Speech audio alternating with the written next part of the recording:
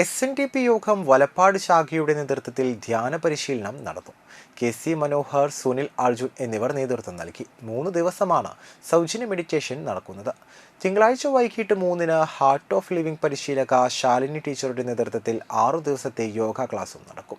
ശാഖാ പ്രസിഡന്റ് നീതു ഏങ്ങൂർ, ശാഖാ സെക്രട്ടറി ഗോപാലൻ വേളയിൽ, vice president Rahulan VR, Jayarajan master, Krishnakumar Panikketti, Harinath Karuvathil, Sajeesh Marath, Bijoy Eranezhuth, Beena Sadanandan, Siji Somasundaran, Raji Krishnakumar എന്നിവർ പങ്കെടുത്തു.